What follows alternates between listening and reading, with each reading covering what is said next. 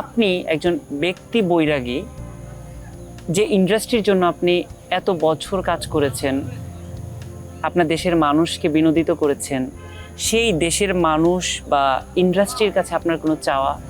না, আমার চাওয়ার কিছু নাই।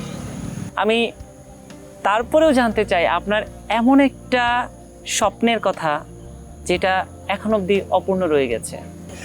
একটা অপূর্ণতা ছিল, যেটা মানে হবে না কোনো দিন আর।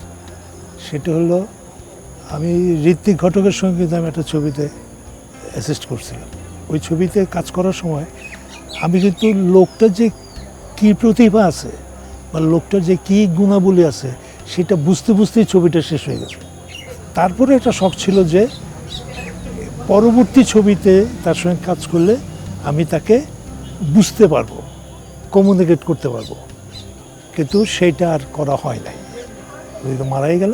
ওই একটা আফসোস রয়ে গেল যে আমি মানে একটি বিখ্যাত লোকের সঙ্গে সান্নিধ্যে মানে প্রথমবার তো তাকে মানে দেখতে দেখতেই চলে গেল।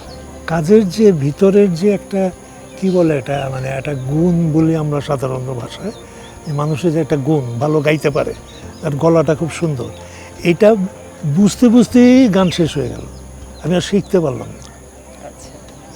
এইটা মোটামুটি একটু এটা বলি, এটা সম্ভব না, কিন্তু তবু একটা আক্ষেপ আছে।